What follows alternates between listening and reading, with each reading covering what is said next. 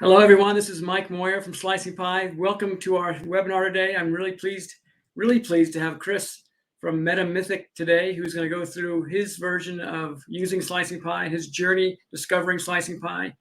He does an excellent job. I saw this a few weeks ago, and I was really floored by how polished it was. MetaMythic is a very cool company that does specialized training programs for cybersecurity. Chris will tell you a little more about it. But his training makes cybersecurity, what you might think is a boring subject, really exciting and fun. And he's used slicing pie, and he's frozen his pie and moved beyond it. And I'd love to hear about share his experience for today. Welcome, Chris. Thanks for being here today. Thanks, Mike. It's a pleasure to be here. If you have any questions, please feel free to use the chat box. I'll answer some questions along the way, and also poke up a little poll here once in a while. And some handout for you as well later. So keep an eye on the chat box. But go ahead and get started, Chris. Take it away. All right, fantastic. All right, so we got the chat box over there. Let me start by just doing an informal survey, and you can send me a little emoji, like a thumbs up, like that, if you kind of fit in the group. I want to kind of see what sort of interest we have here. So who is Hey, Skeeter, who has a startup and you are curious about Slicing Pie? So give me some thumbs up or smiles or something for that. Alan, Kim. Okay. All right, we got a few. Okay, so who is? Ooh, okay, we got several more coming in. All right, Evan, Jeff, great. All right, who? Looks like someone has a black screen. Can people see this okay? Yes.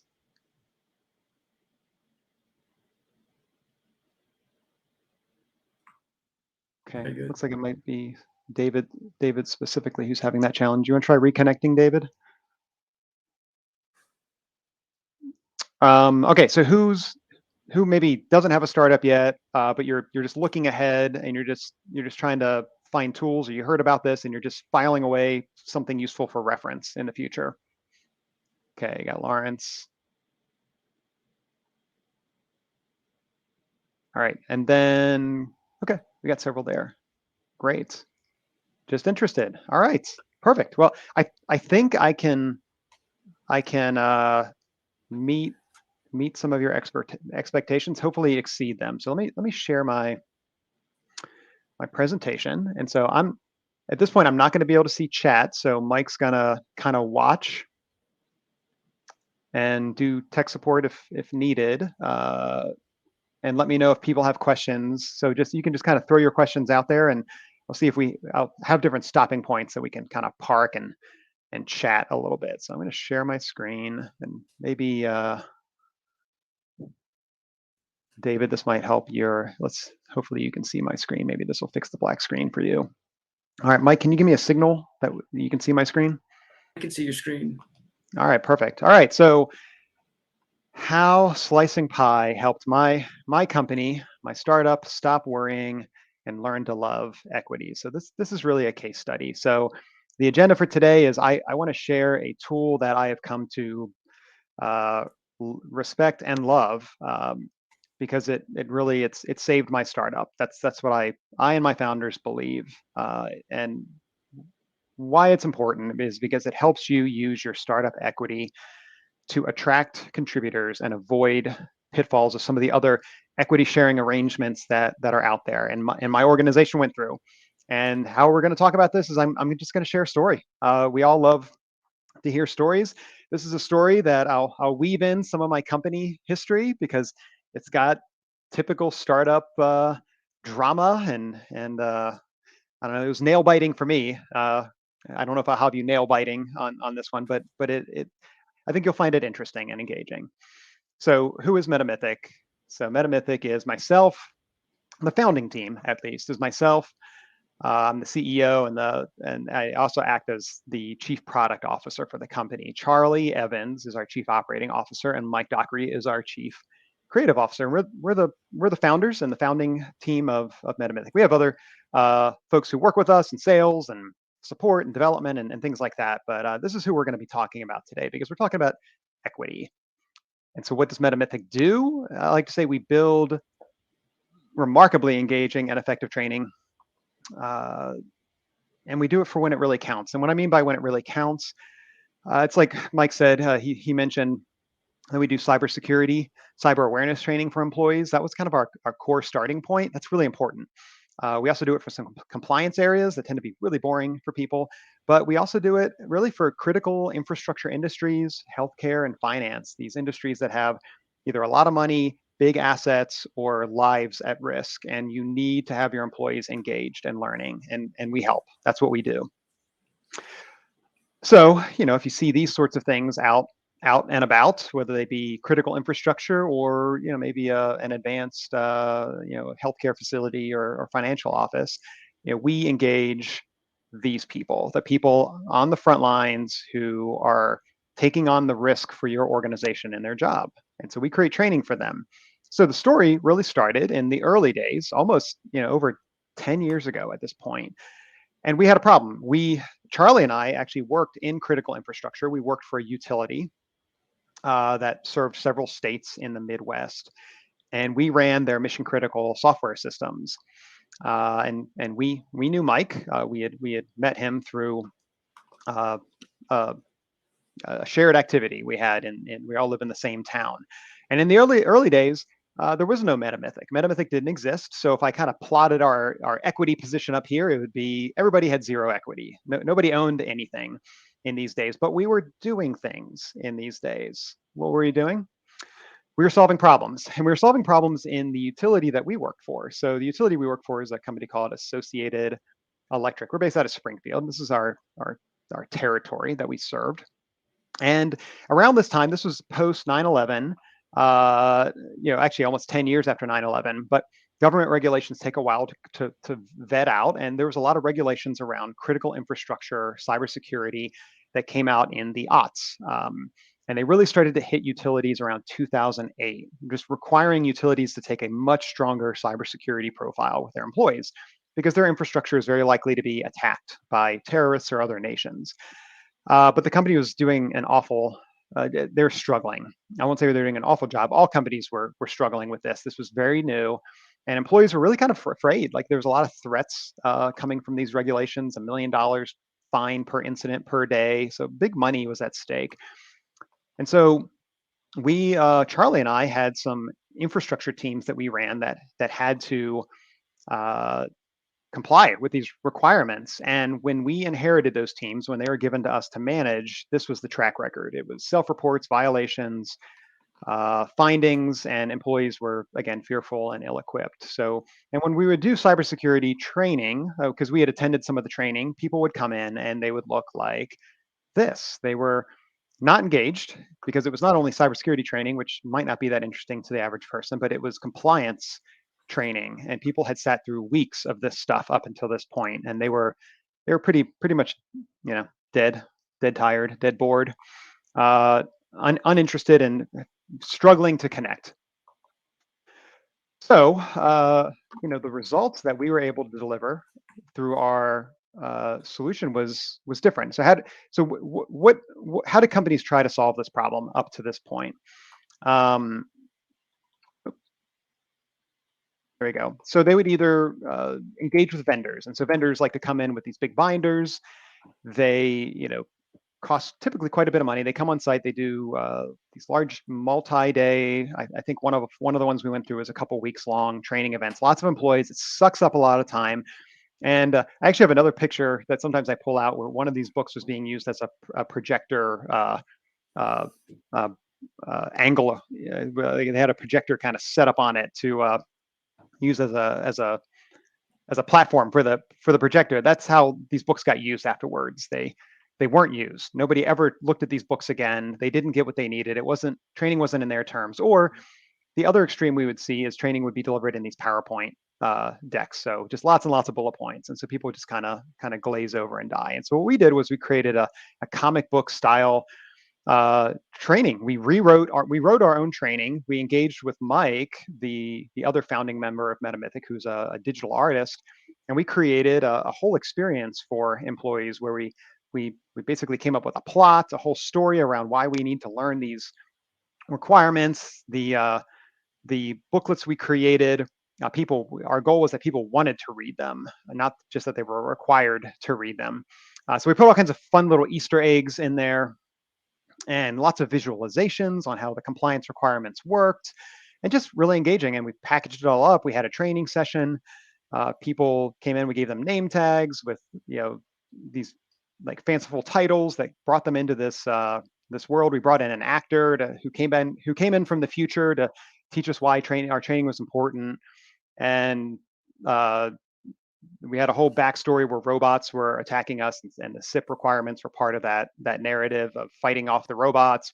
We gave out things like, robot nuts from, destroyed robots that this future robot hunter had brought back. So it was this very engaging process with videos and everything. And the end result was that people really were engaged. We gave them a safe place to talk about it.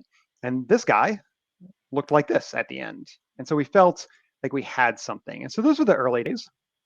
And we really, at that point, we were just, let's just give away this concept. Let's just teach it to other people because it worked for us.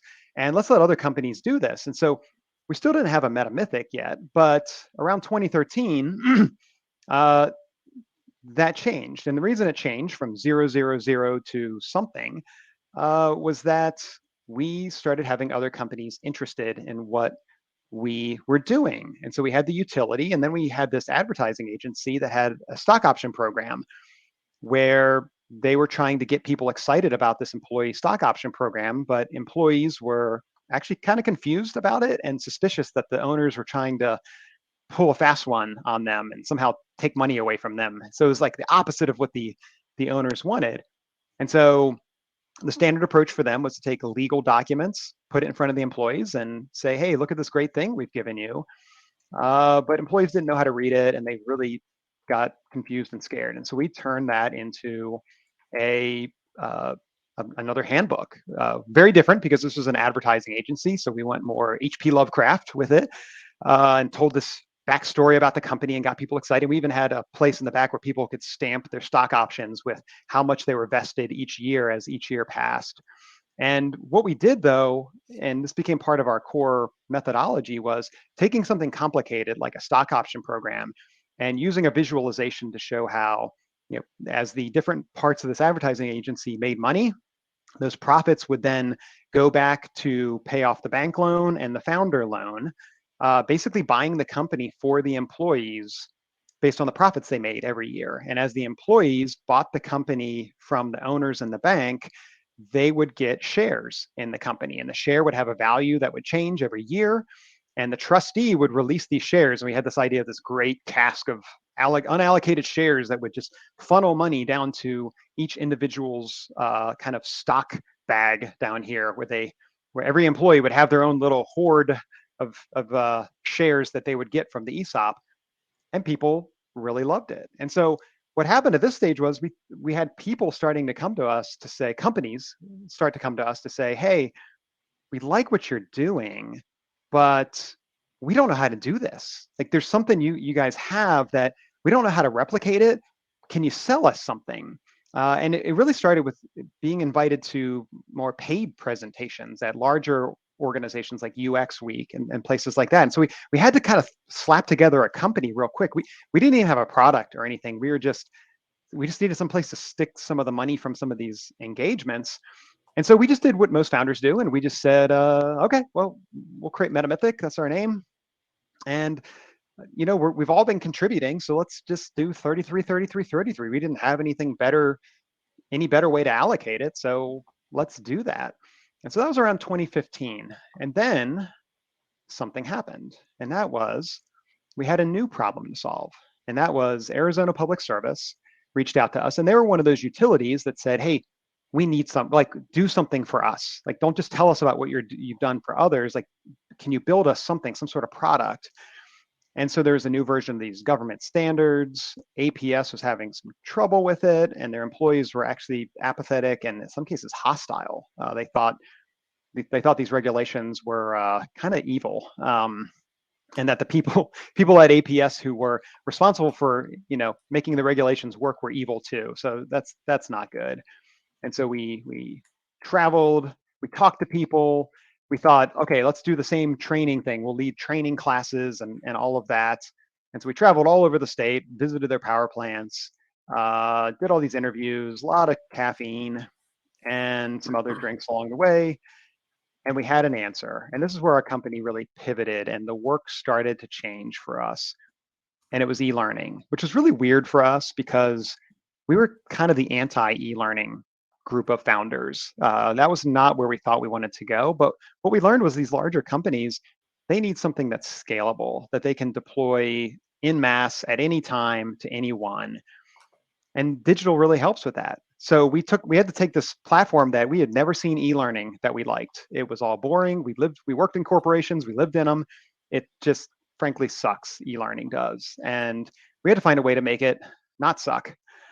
So our solution was to take, what people typically get in e-learning, like this bullet point slide deck, and we hired programmers, we did product management, we pushed the boundaries of what e-learning could be, and we created a system where you basically logged into a cyber defense simulator. You would build a facility like a power plant, you populate it with employees, and then that facility would have no defenses, no cybersecurity defenses, and you would log in as a user to the cybersecurity facility with no defenses. You'd watch it get attacked, so you'd learn how the attacks work.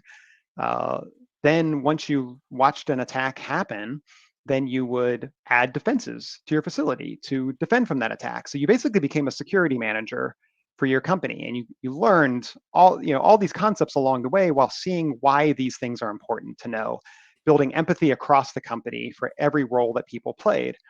And so it worked really well. And in a standard engagement model of measuring employee engagement, most employees are disengaged. They're actually like minimizing your training on the screen and taking their headphones off and checking email, or they're not engaged, where they're just clicking through as fast as possible, and then they're just looking up on the internet the right answers to get to the quiz at the end. And really, we didn't see, in all of our surveys, we found that generally speaking, 4 to 6% of employees were actually trying to learn something in a lot of these trainings. And when we got our results back, we saw that we would get consistently 78, 80% the first year, and even more engagement the second year. People were taking on an identity. We won awards. So life is good. But that's where Slicing Pie, how our story intersects with Slicing Pie is around this time, because conflict was brewing. Well, what was the conflict? Everything sounds really good. We've got, an equal distribution of ownership. I'm doing writing, I'm doing sales, programming, management, testing, things like that. Charlie's doing customer relationship management.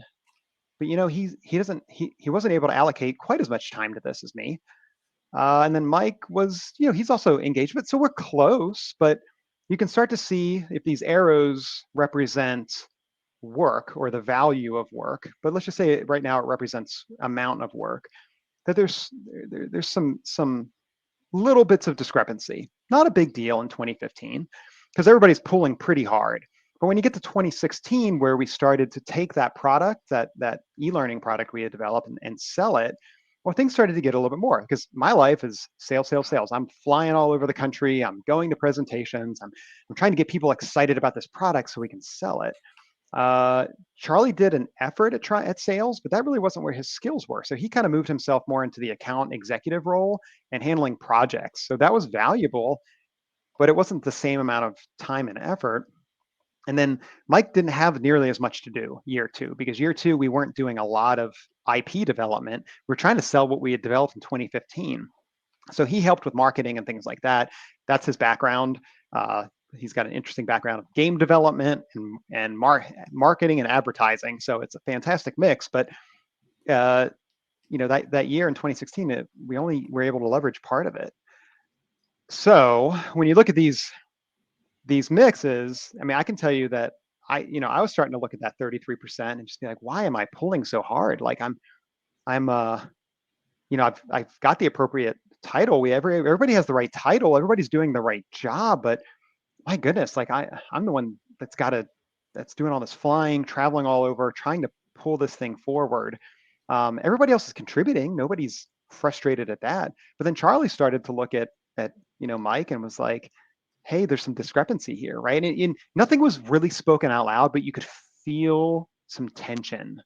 And then, on Mike's side, Mike he's always worked in an industry where sometimes the value of creative wasn't valued. And so, he's coming at it from, hey, what I do is really important. I, I, I'm a critical part of this team. I don't want to talk about this. This is diminishing who I am if we start talking about this. So resentment, defensiveness, I could feel it. And then we had another crisis hit.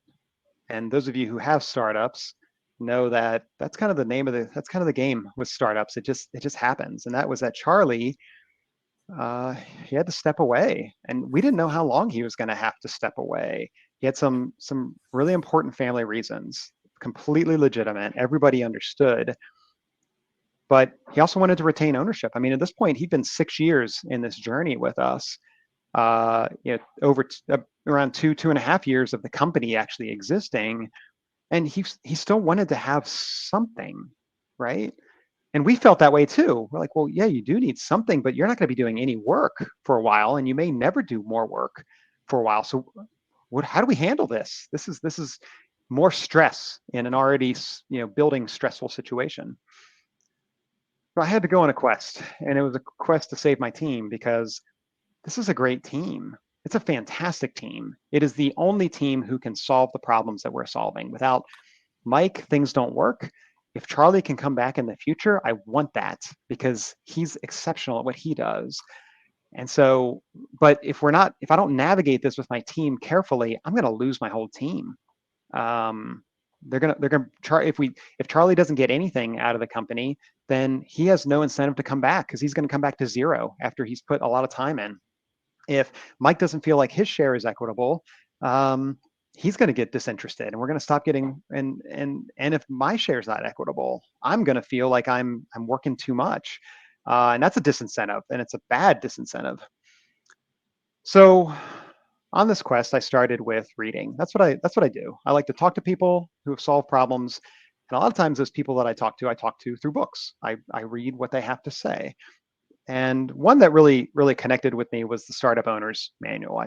I really liked that book. It really helped us, and it talked about a concept that the Founder's Dilemma also talked about. And the Founder's Dilemmas was a fantastic book, another one of my favorites. And both of these books pointed to a couple concepts, and that is that the most important thing is fairness. Everybody on a team, when we're talking about equity, has to feel like the equation, the way equity is distributed, is fair. And if everybody feels like it's fair, the concern about how much they get is diminished enormously, because they feel like the process is fair.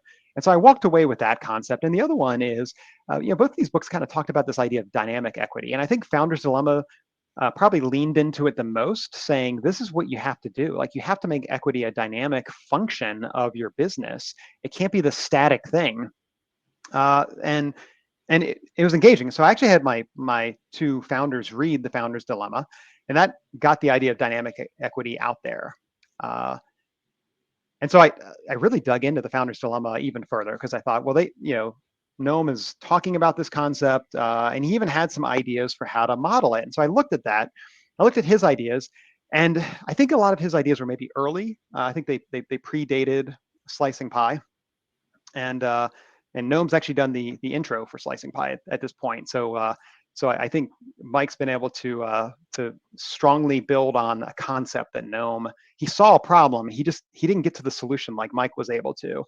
And so when I looked at how he said to do dynamic equity, he kind of said, use objectives. So this is my word for it. I'm a business person, so I'm giving it my language. But basically, look out at future contributions as founder objectives, and release equity when founders perform a certain way. So you might look at Larry and say, hey, by the end of 2006, I want you to fundraise, give us a strategy, blah, blah, blah. And then, I'm going to give you 60% of a slice of the equity pie if you can do those three things. And Mo, give me a business market strategy, and Shem, give me a financial plan. And in 2007, this is what I think we're going to need to do. In 2008, this is what I think we're going to need to do. And we're going to create these future milestones. And once you hit those, then we'll give you your equity share. So it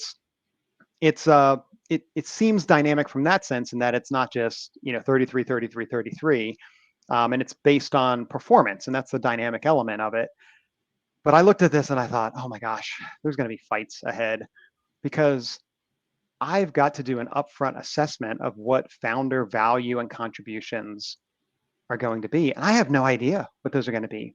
Nobody running a startup, if you think, I mean, I imagine everybody here who's run a startup knows that you can't predict what's going to happen next year. Like looking out from 2005 to 2008 and determining, Larry's going to be doing investor management in 2008. Yeah, good luck predicting that. Like my startup, just on the 2 years that we had, went in wild product pivots.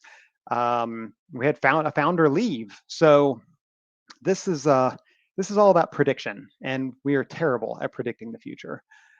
There's no off ramp, so it's not easy. So you put this thing out, and you get to 2006, and at the end of 2006, you realize 2007 and 2008's phases are wrong. You got to go back to the negotiating table with all of these founders and say, hey, look, marketing, Mo's job is actually going to be more important than we thought. We need to change the equity breakout. And then Larry's going to say, hey, I don't like that now. You should have told me that up front. So it's challenging there. And so in the end, it's a good starting concept, but I didn't really see it as truly dynamic, because we're essentially defining static splits up front. We got to predict the future. So then I got excited because I found another book. So Noam got me excited. He showed me the path to dynamic equity, but his model wasn't as useful for me. It was based on predicting the future. So I then started searching, and I found this book, and it's all about equity splits. So I got very excited about this. I had great reviews. Lots of people were talking about it, and so I dug into this one.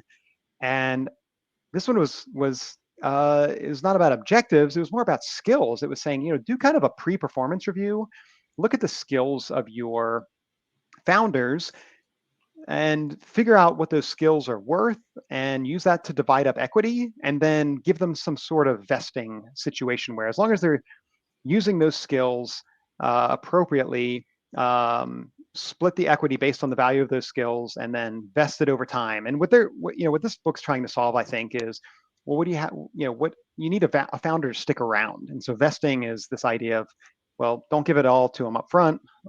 Make sure they stick around. And so they had these very complex tables that you would create, where you would go through a rating process. You'd rate yourself, the other founding team would rate you, and you'd come up with these skills over on the left-hand side of what you're good at.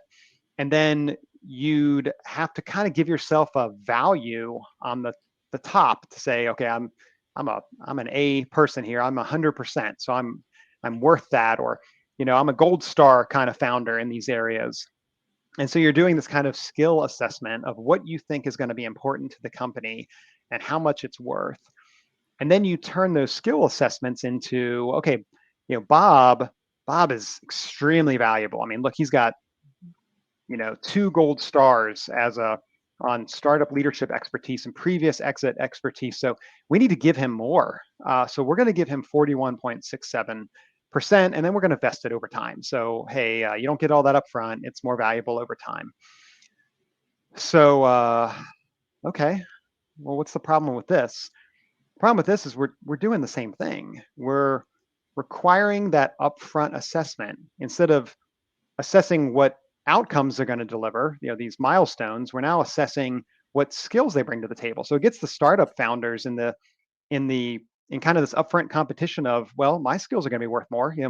Marketing is going to be way more important than operations. Who cares about operations? If you can't sell, if you can't do marketing and sales, we don't make money. So I'm the most important, and I should get some gold stars. And those are going to be worthless debates that have no good answer. And then it's just going to be fights. It's going to be fights. There's no good off ramp. So how do you adjust this? Do you get to the end of year one and say, hey, we thought Bob's startup leadership gold star expertise was really going to be valuable, but it's not. So Bob, we need to change your equity down for year 2 before you vest that. And who's going to tell Bob that? And is Bob going to accept that, or is Bob going to leave? And then again, it's not dynamic. All of these models have this idea of we're trying to create a static model. It's not 33, 33, 33. So it's not static in that sense, but it's a static table of here's how we predict the future is going to be. Okay, so I'm going to pause here actually on this slide and just see if anybody has any questions, because this is where we pivot into the slicing pie model. But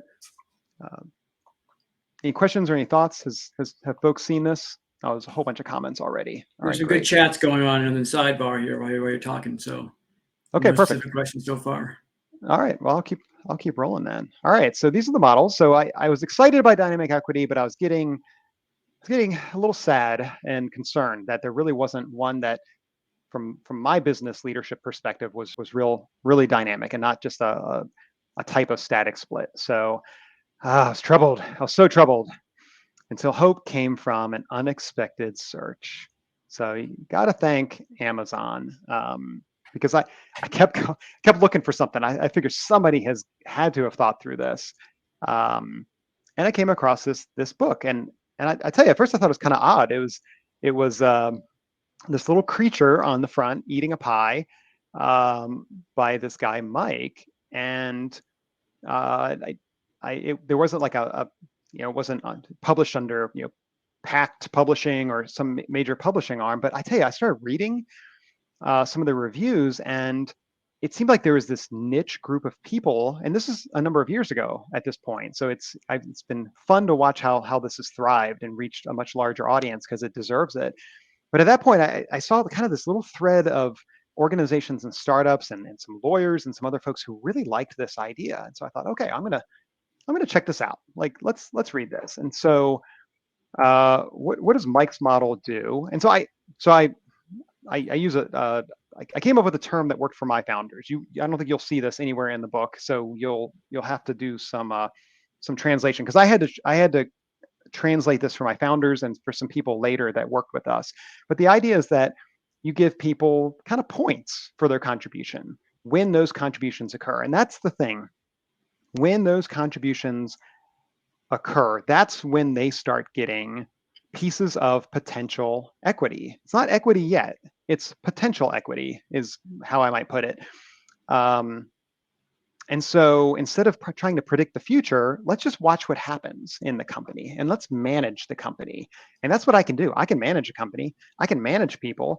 I can point people to where I need them to contribute as a leader. And I can measure those contributions when they occur. That's not prediction. I'm not good at prediction. So this sounded really interesting to me. Yes, sir. Lawrence has a couple of questions. He wants to know what you mean by workload and time, and what do you mean when a contribution occurs? Oh, okay.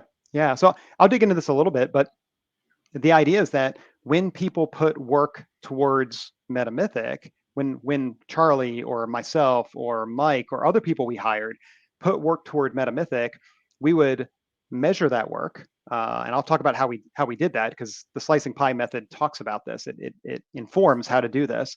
We would measure it, we would track it, and then that would be converted into what I call points. Basically, it's a slice of a growing pie. So if you're going to hold on, I think I'll have some visualizations that might help explain that. So contributors grow their slice of the pie and the value of the overall pie by contributing valuable work. So day one, the pie is going to be really small because nobody's done anything yet. But as people work, they accrue these contribution points. And then when you add all those contribution points together, that's the value of the pie that we're going to distribute later. So let me explain it. These are just the concepts. So if we convert what we've done, so maybe this will answer the question. If we took those arrows that kind of represented our work that I had shown earlier. So I've done a lot of the work. Charlie's done a little bit less, and Mike's done a little bit less. We convert that and say, let's just convert that to a total contribution pie. We would add mine, we would add Charlie's, and we would add Mike's work together. And that's our total pie. That's all the work that's been done to move MetaMythic forward. None of us are pulling salaries at this point or taking money or anything like that out of the company. We're just putting time and effort, in some cases some cash contributions and things like that. So if if we added all that together, and if we had a system to add it all together, that would represent our total pie. And I would probably have, 46%, Charlie would have 38, and Mike would have 23%. So that seems really fair. So is there some way to actually measure that? Is there some way to measure somebody's contribution to the company? And that's what slicingpie does. So slicingpie has this concept of take all the sum of all your contributions, split it up by each person's contribution, and that's how you slice your pie up. But then the question is, well, what are those arrows, and how do you measure what somebody's contribution was? And what if somebody's contribution is more valuable than somebody else's? What if my arrows are thicker than Charlie's, but Mike's are thicker than both of ours? How would we represent that? Because that would also need to factor in. So the idea is that if founders are not drawing a salary, they get some value for their contribution. And the model that Mike came up with, which just was so smart to me, was don't try and figure out, like, don't get into these endless debates about who's the better contributor or what is their contribution worth or things like that. Just imagine that if this was a real company, they'd be making a real salary, and figure out what that salary is, and then use that salary to peg what their points would be. It made the conversation so much easier, because instead of us comparing ourselves against each other, I could just look at Mike and say, all right, chief marketing officer, chief creative officer, let's just go out and look at, for a startup our size, what do they get paid? A startup that's making revenue. And we looked it up. There's actually startups that publish this stuff, like Buffer does. We looked at Charlie, chief operating officer for a startup kind of like ours. Let's just do a market assessment. And we found out what his salary would be. And then we found out what mine is as a CEO of a startup. And we had these market salaries. Now, MetaMythic wasn't paying them, but we could use those market salaries to come up with the value of our contributions. Let's say Mike's market salary was, let's say $100,000 a year if he was being paid by a startup or by MetaMythic. Okay, well, great. We can use that to convert to this contribution valuation. And so that's where we could kind of thicken some arrows and thin some other arrows. Whereas maybe if we hired a programmer right out of college to help us get some work done, maybe their salary equivalent would be $55,000. And so their hour of time would be worth much less than Mike's hour of time. But their hour of time is still worth something. And so we can measure those contributions. So what we did was I led the group, and we created job descriptions for ourselves that we agreed on. And we agreed on what our salaries would be. We agreed that if I was paid full time at this time, I would be paid $150,000. That's just what we came up with. And we all thought that was a fair starting point. And then we came up with salaries for everybody else. Mike agreed that, hey, I think 125 is fair after we looked at some of the data. Charlie was the same way.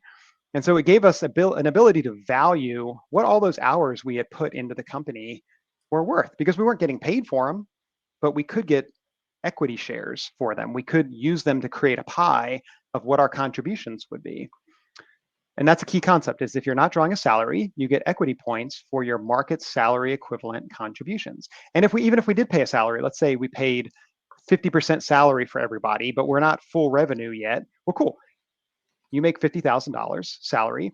Let's say I made $50,000 salary. Well, $100,000 would be applied. That my contribution amount for my sweat equity essentially would be $100,000 because I just pull out that amount that MetaMythic actually paid. So this is the cool thing about slicingpie. I'm not going to get into it. This is why you want to buy Mike's book and read it. It's because he's figured everything out on this. There are these multipliers he has for every common case, and even a framework if you need to add your own. So he has a way of saying, if you put $1,000 into the company, the $1,000 is worth 10,000 points. And if you contribute a laptop, it's worth X number of points, or facilities or rent. Even if you bring IP into the company, there's a way to value that. If you do sales commissions with your salespeople, there's ways to value that time or a commission. And then ultimately, there's always just the hourly work that we all put into the company a way to value that using those market equivalent salaries. So there's multipliers for everything. And what Mike's thought through is, some things are worth more than others. If you put cash into the company, that's worth more than an hour into the company. So you should get more points in my vernacular for that. And so what I did is I found a starter spreadsheet and I re-engineered it to track our points. I performed a backcast because we didn't start with points. And so I worked with the team. Luckily, we had tracked a lot of our hours for some of the projects. We had a good basis. We didn't track everything, but we came up with a system to kind of measure a rough estimation of how many hours we thought we put into the company. And we just needed everybody to agree. It didn't need to be perfect. It just needed to be something that we all said, that seems fair. And we did a backcast. And in the end, you'll see that 2015 and 2016 were the high growth years. And we basically tracked hours for everybody for the years leading up to 2016. And we had a multiplier, which is in Mike's model.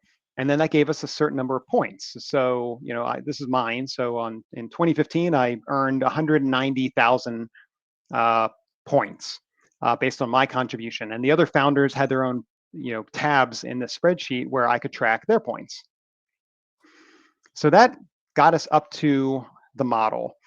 It also helped us handle Charlie's exit because the model has this idea of, what do you do with the points that the equity slice that people have, potential equity slice that people have built up while they have worked for you? And there's this idea of there's good reasons for people to leave. There's not good reasons for people to leave. You could be fired. Somebody can resign. And based on whether it's A, B, C, or D, which quadrant it's in, Mike has some very, I think, humane guidance on how to handle it, because it's not always rip all the equity away from them, but it's not always, well, let them have their equity forever and just hang on forever. So there's ways to handle these different situations. And it helped us with Charlie because Charlie resigned, and he resigned for a good reason. And so the model has this idea, and some of the legal documents that some of the lawyer partners out there that have partnered with or who help with setting up these operating agreements, there's ways to do clawbacks. And that's what we did with Charlie. We basically said, let's give Charlie a 3-year clawback where we're going to preserve all the points he's earned up to this point, and then he can leave. And as long as he comes back in the next 3 years, we'll have a clawback where he can get all those points back. Now, his slice of the total pie will be smaller because he's not working during that time, but I want to give him an incentive to come back. We want Charlie to come back. And so let's do that. And so he resigned for good reason, and we created that clawback. So that was great. So it's this book is solving problem after problem after problem for me. And then, yeah, and so there was a lawyer on the Slicing Pie website at that time. There's way more now. It's pretty amazing as I've followed up with Mike's system and his work, that there's a lot of resources out there now. I found a great lawyer at that time. He helped me set up an operating agreement. I got alignment from all the founders. I had job offers. They accepted them. We did the point backcast. We had the spreadsheet ready to track points into the future. We had our operating agreement we had converted to. We were ready to roll. And it required no prediction of the future, nothing. And we had peace and harmony. So I don't know. Do you want to know how the story ends? Is anybody interested in knowing what happens? Well, Mike's a fan. Thanks, Mike. All right. Okay. So what happened? Well, 2017 to 2021, we went from red to black. So at this point, we don't know how much equity people have, essentially, because we're working, we're building points, we're building the pie, but until we make money, and we can pay salaries, it doesn't matter at this point. We just work and we build.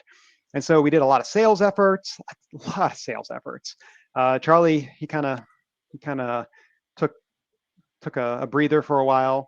Mike really dug in and helped me with marketing and sales support. But honestly, we weren't doing too well. Getting sales. We some cool things though is we did at one point hire a programmer, and we're able to give him, and it was really easy to just say, hey, we're going to pay you in equity points. And I mean, he got it. I mean, it was pretty great. We hired a couple different salespeople. They built up some points. We really tried to grow and scale our product. It didn't work. And then something happened in 2020, and we basically just decided we've got a good product, but it's just not the right product, and we got to do something different. and we pivoted. And we pivoted in several key areas, and we found the sweet spot finally. And if you notice, Mike and I, we saw it all the way through, and Charlie came back. He was able to come back in late 2019, early 2020, and start digging back in, and it was fantastic. It was perfect timing to have him back. And so we created the MetaMythic method, where we could do a workshop. We could take any learning problem, script it, work with the business people who had hired us across any of these topics, script it, create storyboards, and basically put them in the driver's seat through the entire training development process, and then give it to them in a format that they could maintain going forward. We would own the IP of any training we developed, and we could resell it, but they would get a license in perpetuity to anything we built, and it would be completely custom for their organization. And we came up with different accelerators, these little micro trainings, how-tos and pro tips, and what we call explainers, that we could quickly, in a 2-week period, we could go from no training, engage them in a workshop on what their problem was, what they wanted to teach people, and using these different micro training accelerators, we could build training in 2 weeks for them that was far more engaging than anything they ever had, and far more custom for their needs. And it started to work. Like, we started to sell this stuff. People loved it. And so the thing is, when you make enough money to pay in dollars instead of points, that's what Mike's book calls the break-even point, or it is a break-even point. The equity model gets converted to actual ownership shares. So once you don't need to pay in points and you can pay in dollars, then the model goes away. It's not a permanent model for your organization. It's designed to go away, but it's designed to be there while you're trying to figure out how the heck your business works. And if you notice, it took us several years to figure out how to make money with this business. But once we did, we could tally it. And so that's what happened in late 2019, early 2020. We made enough money that we were profitable, and we were able to sustain. And so at that point, we froze the points. The developer and the 2 salespeople had left on reasons where they didn't get to retain their points, so they weren't hanging on anymore. And the final breakdown in the end was 48%, 22%, and 30%. And the thing is, like, when you look at these numbers, and I look back, 5 years before, let's say 2015, there is no way any of us could have predicted this outcome. In fact, if you would have looked at the numbers in 2016, Charlie would have probably been flipped with Mike. But in the end, everybody looked at this and said, this is really fair. This really represents the contributions that everybody put into the company. So what is it? It's a true dynamic equity model. It's humane. I love that about it. It helped us through some of those challenges. Contributions are valued clearly and fairly, and you don't have to predict the future. Plus, you get the flexibility to handle the unpredictability ahead of you, which is that's what startups are. So that is the MetaMythic journey with slicingpie. And I'd love to use any remaining time to ask Mike any questions, or ask me any questions. I'm happy to talk through this. That's awesome. I love this. And yeah, thanks for plugging the slicingpie handbook there. That's the new book, slicingpie handbook. And the terminology is a little bit different than I use in the slicingpie book. I did have a couple of questions here that you and I can touch on. One of them sort of is about fair market values versus value creation. And this is a common question. You can't tell in advance what the value creation is going to be, but you can tell what fair market value is. So, Chris, you were able to set salaries, but even to this day, you probably aren't able to predict which value you are responsible for versus your co-founders, right? That's right. So it's impossible to predict or even assess what value add is. One thing I like to tell a story about is I have a sailboat, and in the back of the sailboat, there's a little pin that holds the backstay on. Without that pin, the sailboat doesn't work. So that pin is worth the entire boating experience, and it's worth about $4. So we can't tell how much the boating experience is. We can't argue that without the pin, the boat doesn't work. What we can argue is that the pin's worth $4, and I have a couple of them in the drawer. So any part of the company, you can argue it has the entire value of the company. But fair market values are what you got to rely on, because those are people are essentially, I call them bets. If you don't get paid, you're betting that amount. So that's important. Any loss of any one of your contributors may have cost the company, right, Chris? Mm-hmm. Yeah, they didn't. Their fair market values are different. Another question that came in is about stock options for early employees, and shares during the bootstrap stage have a zero value. So giving a stock option for zero value is the same as giving a share because it's worth zero. So there's no real call for stock options in an early stage company. Now, once you have a valuation, then stock options become more relevant. So at this point in your company, you can probably do stock options if you want to, because you can set a value for your business.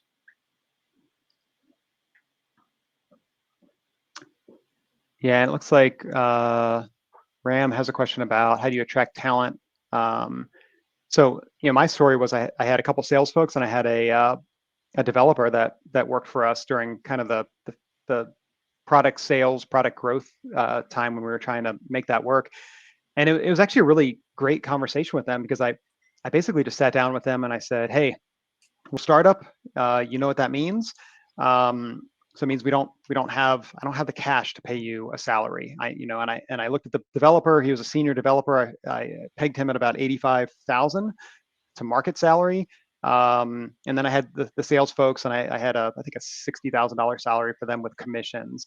And I just told him, I said, look, I could pay you a little bit each month if you need that to get by. But otherwise I'm going to be paying you with, slicing pie contributions. And I kind of walked through the model with them, and all of them were really open and excited about it. And I was very upfront. I said, if you leave and you don't leave for a good reason, or we have to fire you, you don't get any points. I said, and if these points if the company doesn't go anywhere, you might not get anything for the points that you get, but that's part of being part of a startup. I just want to be upfront with you about that. And they loved it. And every month I would actually publish, I think it was every quarter. Every quarter I would send the company just kind of an update on where everybody's equity slice was and how they were growing and things like that. And it kept people really engaged. So that's how I attracted people, and it worked. It seemed to work. But the people had to have a certain desire to work for a startup and take on some risk.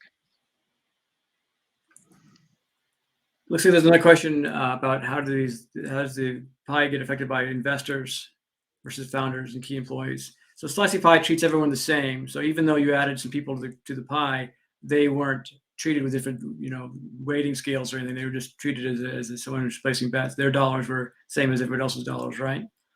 Mm-hmm. There's three types of investors that is a startup. And I just posted a blog post about this to my blog today. The three types of investors are contributors to the grunt fund, or the slicing pie model, which are people who are foregoing salary or for expenses in exchange for slices in the pie or equity points in what Chris described. That's the first type of investor. The second type of investor is someone who invests small amounts of money of their own money. They're usually called angel investors or friends and family. And those kind of folks would get a convertible note or a safe note, and you would use that money instead of using slices in the pie.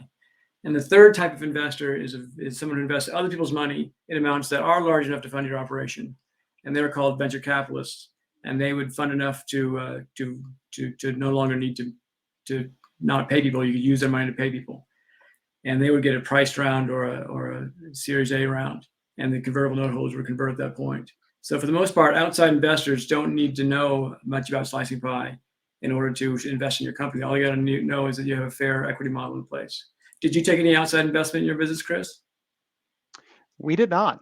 We ended up avoiding any outside investment. If we would have received it, it would have probably been more the angel, and we would have explored how to integrate that into the model. So if you take an angel investment, at this point, you could set a value for your company. You could have converted them at that price, or you could have just paid them back. That's right. So That's right. Emmanuel asks, are there different weights over time? So Chris alluded to some weighting factors that weight time versus cash versus non-cash, for instance. The weights generally don't change at time. There's an instinct that says, time value of money or risk goes down over time. You can't really predict in any kind of accuracy what the risk profile of a business is at any point. And as Chris described, his business kind of went up and down over the years. So you don't know if the last dollar in is more risk than the first dollar in. And we have public markets where we can look at all kinds of data for public stocks. So we can't tell if it's going to go up or down tomorrow. So we don't change the weights for the passage of time. That would be discounting people's inappropriately. So I try not to encourage that. Robin asks, are founders considered employees, or is there a founder equity pool separate from the employee pool? Slicingpie treats everybody the same, as I mentioned before. So you don't delineate between founders or employees. Anyone who's taking risks to start your companies, I consider a founder personally. Hey, Mike, one thing on the previous one too is, if you've been a manager and you have a startup and you understand some of the management concepts of promotions and things like that, you can also use that in the slicing pie model. So if somebody's value increases over time because they're developing their skills or things like that, you can still give them a promotion to a new job, and you just pay them basically a higher rate for their time than you did before, even though you're not paying them a salary. So that's another tool you can use, just like you do in a regular company. Yeah, it's definitely. I always say pay people as if you're going to pay them cash, and then pay them cash if you have it. If you don't have cash, then you can use slices in the pie. Alyssa says, I found people who are the best in their business and no longer really need a salary. These people are traditionally more open to startups and provide great insight to your product.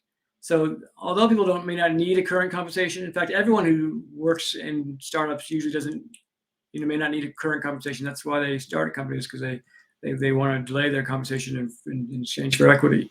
But people who are independently wealthy, there's still a value for what they bring to the table. So consider hiring Shaquille O'Neal to work for your startup.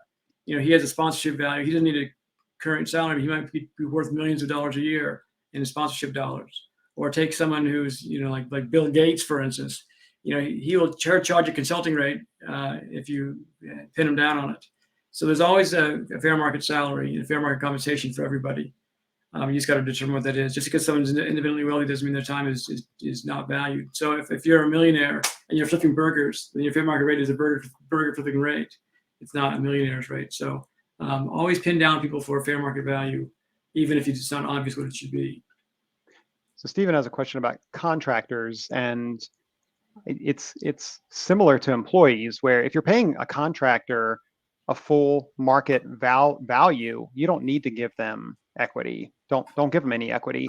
But if at some point the contractor's work is worth more than you're paying them, or you want to retain cash flow and give the contractor something else instead of a full hourly rate or a full project rate, then you can give them equity points. And some of the lawyers, the lawyer I worked with had some models for how to do that. Does that align with you, Mike?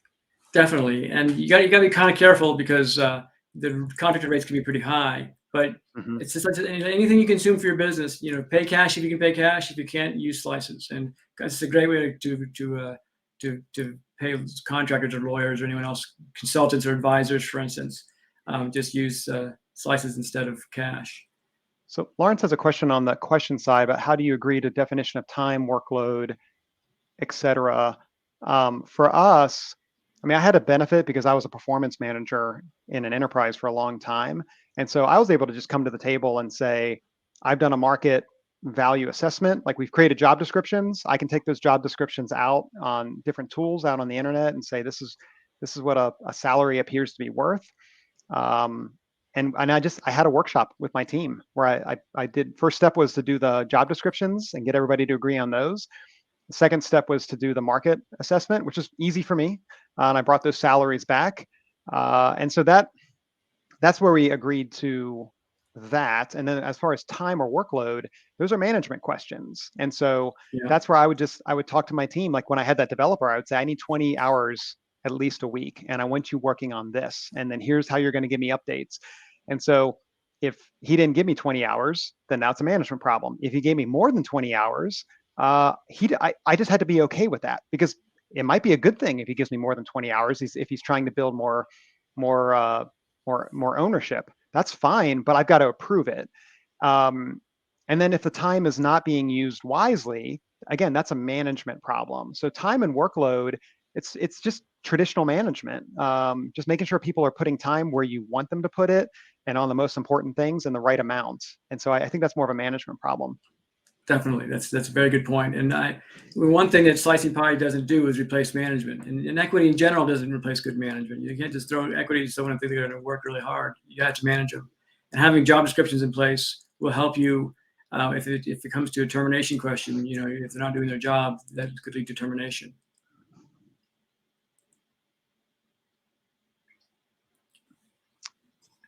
There's still questions coming in. Mike, I can Alan stay says, on if you want. Should go stay on for a few more minutes. It's okay. So he says, Alan says, how to determine company valuation in case of a sale. That's something you would determine you negotiate with your venture capitalist.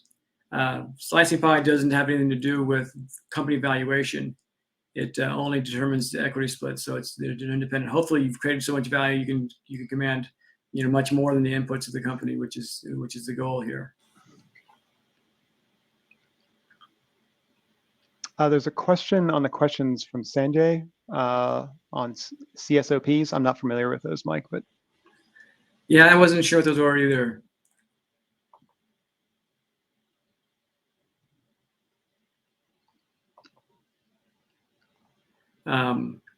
So Lewis Williams asks, we are a construction company made of 5 participants.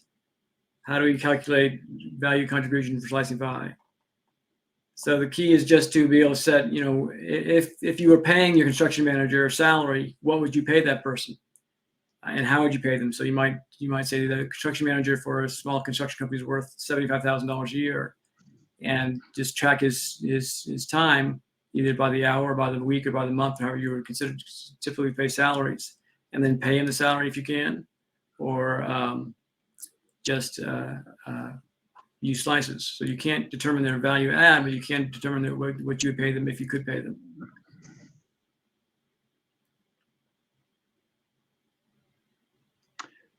And then on the commission side, we did that with some of our salespeople, and that's also in the model where, so we just came up with, commissions are, let's say, 20% of a sale. And so if somebody makes a sale, it's confirmed, then we would basically take the value of that sale, convert it using the multiplier, and give it to that salesperson. And I just posted a link to my book, Will Work for Pie. There's a detailed description of how to pay salespeople in that book, as well as how to put together bonus programs and things like that. So the variable compensation becomes an important part of any company, and this is how it relates to SlicingPie. So it's 99 cents on Amazon right now if you want to pick up a copy of that.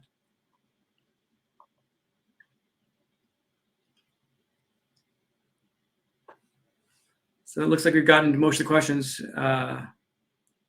We'll wrap it up here. Thank you very much for attending, Chris. A real pleasure to hear this. This is wonderful. We will record this. Future generations can see it, and we will have you back again sometime. And I wish you best of luck with your business, and hope that it does great things and goes public for billions of dollars. Yes. That'd be great. Thank you, Mike. Thank you for giving and sharing your platform and giving me a chance to tell the story and to celebrate and raise up your work. And thank you for the engagement from everybody. Just a big thank you to everybody on this thread. It's great engagement. So good audience. All right. Thank you all. See you all later. Keep in touch.